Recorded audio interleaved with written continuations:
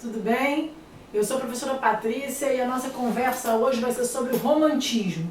O romantismo é uma escola literária que acontece lá pelo século XIX e ele didaticamente se divide em 3 fases. É evidente que essa divisão é didática porque essas fases elas não acabam uma para começar a outra. Isso é feito porque se percebe no romantismo a ocorrência de 3 diferentes tendências românticas. Então a gente vai tematizando as obras de acordo com essas 3 tendências. E a gente divide então o romantismo em 3 gerações, sendo a primeira a geração indianista, a segunda a geração mal do século, também conhecida como geração ultrarromântica, e a terceira geração, a geração condoreira, certo? Vamos passar. O que acontece na primeira geração, que é chamada de geração indianista? Como o próprio nome já diz, né? O índio vai ser um personagem bastante importante da literatura romântica indianista. Agora, antes de entender isso, é importante que você entenda o seguinte: o romantismo é uma escola literária que se funda essencialmente na idealização. Então, quando se fala em indianismo, e a gente está falando de uma tendência romântica. Então, essas abordagens serão sempre abordagens muito comandadas pela emoção e pela idealização, certo? Como é então que isso vai acontecer? Acontece uma exaltação, mas uma exaltação muito significativa da natureza. Uma volta ao passado. O que é essa volta ao passado? Uma valorização da infância, certo? Aquela forma de perceber o passado como se o passado fosse perfeito.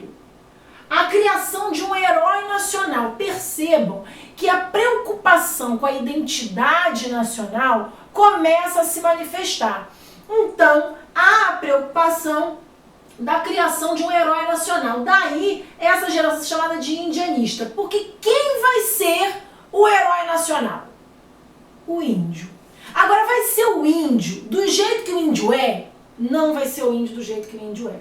Vai ser o índio romantizado. O que é o índio romantizado? É um índio que se adapta aos padrões do herói europeu. Então o índio, ele aparece na literatura como um herói que em nada se coincide com o herói índio de verdade. O índio, ele vai ser forte, corajoso, bravo, guerreiro. Ele vai ter todos os predicados do herói medieval, do herói europeu. É um herói importado que se coloca no corpo do índio, certo?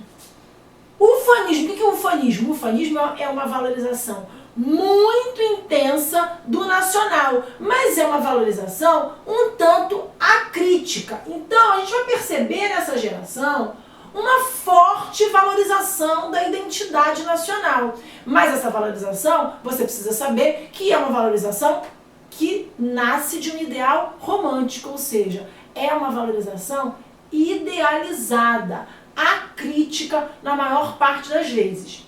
Então eu tenho aqui um trecho de um poema grande do Gonçalves Dias, eu peguei só um fragmento para você ver. Ó guerreiros da tábua sagrada, ó guerreiros da tribo Tupi, falam deuses nos cantos do Piaga, ó guerreiros, meus cantos ouvi. Os guerreiros são os índios. Percebam que o índio é o herói, ele será o grande protagonista, mas esse protagonista, como eu já te falei, vai ser adequado, adaptado a modelos que em nada condizem com a cultura indígena, certo?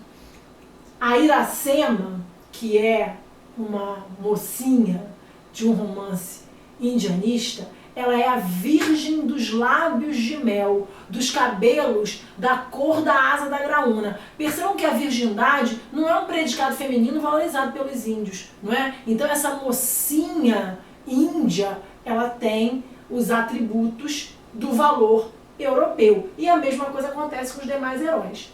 Mas eu quis mostrar para vocês que essa tendência de criação do herói nacional, essa tendência ufanista, não ficou lá atrás não, certo? Essas tendências vêm para a atualidade e se refletem em obras mais ou menos contemporâneas.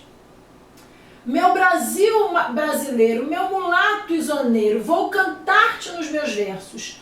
O Brasil samba que dá bamboleio, que faz gingar, ó Brasil do meu amor, terra de nosso Senhor. Veja que a valorização do país é uma valorização ufanista. O que é isso, gente? É um princípio do indianismo, que se reflete em uma música que é de Ari Barroso, né, um compositor lá do século passado, do século XX. Então, o que eu tenho aqui? A valorização do Brasil sob uma perspectiva ufanista, idealizada, acrítica. E o que o Neymar está fazendo aqui? Do mesmo jeito que se entendeu o índio como herói, dia a dia nós construímos heróis que de alguma maneira fortaleçam a nossa identidade nacional. O que acontece no futebol, de tempos em tempos o herói muda, mas esse herói é sim um elemento que fortalece o nosso vínculo com a identidade, com a brasilidade. A gente se reconhece no nosso herói. O que acontece hoje é exatamente a tônica do indianismo, a criação do herói para a construção da identidade nacional. Vamos passar? Segunda geração é a geração mal do século, ou ultrarromântica. E quais são as características dessa geração? Como o próprio nome já diz, né, ela é ultrarromântica. Quer dizer, ela é o ápice do romantismo. E por que ela é mal do século? Porque contextualmente, o mal do século, a tuberculose, mata aqueles poetas, eles morrem muito cedo. Então, esses poetas ultrarromânticos, os escritores, não só os poetas, né? Os de modo geral ultrarromânticos, eles vão estar rodeados por um contexto de morte, de dor, de doença. E eles serão egocêntricos, negativos, vão viver em questionamentos, vão idealizar a mulher. A mulher, ela é sonhada como um anjo, como algo que está fora do plano terreno. O amor, ele é alcançado em um outro plano. Idealização do passado, da infância e exaltação da morte. A morte romântica é uma morte desejada, gente. Certo? Vamos tentar entender como é que isso acontece também? Vamos passar o slide. Pálida a luz é o título desse poema. É um poema ultrarromântico, tá? Pálida a luz da lâmpada sombria, sobre o leito de flores reclinada, como a lua por noite embalsamada, entre as nuvens do amor ela dormia. Então você já percebeu que ela tá aí, é a mulher idealizada. Gente, essa mulher, ela é quase um vulto, ó. Pálida a luz, certo? Entre as nuvens do amor ela dormia, como a lua por uma noite embalsamada, sobre o leito de flores. Parece que é um defunto, não parece, gente? Pensa comigo. Sobre o leito de flores reclinado, ela está deitada, não dá essa imagem, gente. Era a virgem do mar, na escuma fria, pela maré das águas embalada. Agora parece um corpo embalado pelas águas do mar. Era um anjo entre nuvens da alvorada, ou seja, vocês percebem que essa mulher não é materializada. Que em sonhos se banhava e se esquecia. Pode passar o slide. Era mais bela, o seio palpitando, negros olhos, as pálpebras abrindo, formas nuas no leito resvalando. Pensa que ela está sempre no leito, não é? Não te rias de mim, meu anjo lindo. Por ti, as noites eu velei chorando. Por ti, nos sonhos, morrerei sorrindo. Percebam que o amor, gente, ele não se materializa. Ele passa as noites velando, o sofrimento é valorizado. Isso é o sentimento ultrarromântico. É esse amor que está acima do corpo. É um amor da alma, é um amor que tudo pode, é um amor para além. Isso é a essência do ultrarromantismo, certo? A morte não aparece como dor, a morte aparece como um sorriso. Então há uma nítida valorização da morte. Mas o ultrarromantismo ficou só lá? Existem valores do ultrarromantismo também aqui? Eu acho que você conhece essa. Ó. Por você, conseguiria até ficar alegre. Pintaria todo o céu de vermelho. Eu teria mais herdeiros que um coelho. Eu aceitaria a vida como ela é. Viajaria a prazo para o inferno. Tomaria banho gelado no inverno. Eu mudaria até o meu nome, eu viveria em greve de fome, desejaria todo dia a mesma mulher. Percebam que o Frejá, nessa letra, ele tem comportamentos ultrarromânticos. Ele vai pintar todo o céu de vermelho, ele vai a prazo para o inferno, ele vai viver em greve de fome. Tudo isso em nome desse amor. Então é um exemplo de uma concepção ultrarromântica que não morre lá, porque o homem continua sendo homem, certo? Então alguns desses valores a gente vai perceber e eu acho que eles ficam nítidos quando você percebe isso num texto que fala mais a sua linguagem. Vamos passar. E a terceira geração? A terceira geração é a geração do condoreirismo. O que é a geração condoreira? A geração condoreira, ela está preocupada com a questão mais social. Ela tem uma preocupação, sobretudo, com o processo de libertação dos escravos, certo?